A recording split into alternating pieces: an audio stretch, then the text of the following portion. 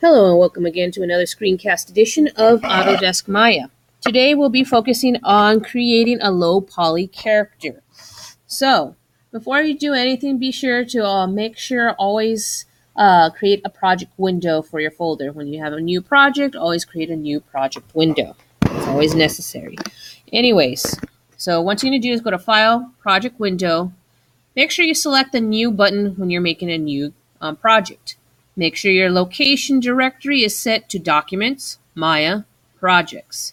Once you press New, please type in low poly character. Then press Accept. Since I already made one, I don't have to worry. Okay, so what we're going to do is create a low poly character utilizing a polygon primitive cube. So as we might as well start with going to create polygon primitives and going to cube. I'm going to select the box just to make sure my width, height, and depth is set back to its default settings, which is 1. So if not, make sure to go to Edit, Reset Settings. Since it already is, I'm going to press Create. Now what I'm going to do here is scale this out by using the R key and bringing this up. Reason why is what we're going to do is set up a reference image. Now, when it comes to game development, they usually draw out the game characters before they even model. So instead of having a piece of paper next to a computer screen, Maya has this nifty little feature where you could put in your reference image to side inside your viewport. So in order to do that, what we're going to do is we either select our panel layout with the 4 boxes and icons right here, or you could press the space bar, which I will, and it brings out the quad orthogonal view. So the quad orthogonal view brings you the various aspects of the view from the top, from the front, and the side, and the perspective view. So what we're going to do is use the front and side view. Those are the main focus when starting to model your character. So we're going to go to View on the front side, go to Image Plane, Import Image.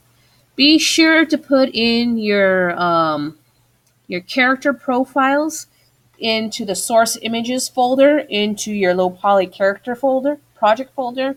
Reason why, it makes it a lot more efficient to search rather than having to look for everything into a different directory. At least what it does, it makes its own subfolder and it keeps everything into one simple little place. So anyways, I digress. Select this right here. Select the first front image. Depending on what character you choose, so whatever, choose what you need to. I chose the Dwarven Warrior. So I'm going to repeat the same thing here again. Go to View on the side view, Import Image.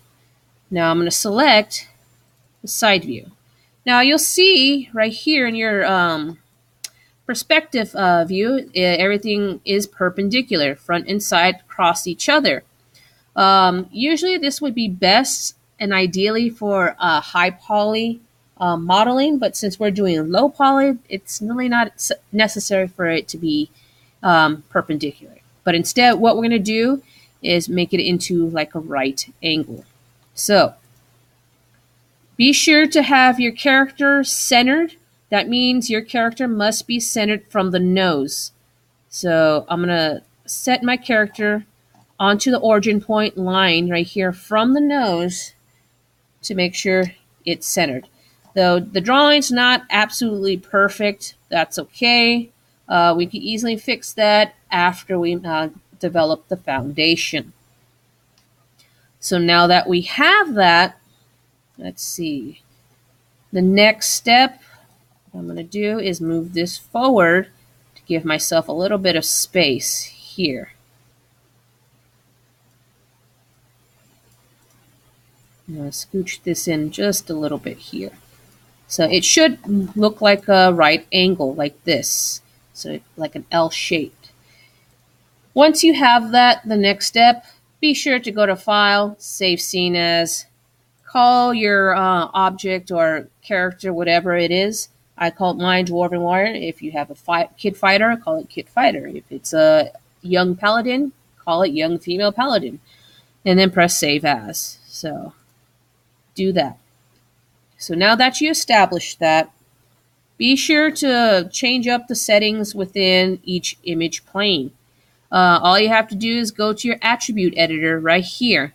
And on your attribute editor, image plane attributes, you could select your image plane to show only through the camera right here. So go to display, looking through the camera on the side. So on the perspective view, it doesn't show, it's invisible.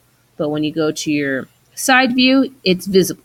You know, repeat the same process over here on the front view. So when you go back to your perspective, the only thing you see is your polygon primitive cube. So once you have that, don't forget to, let's see, don't forget to name your stuff. So I'm going to call this Dwarf Warrior. Call this front view.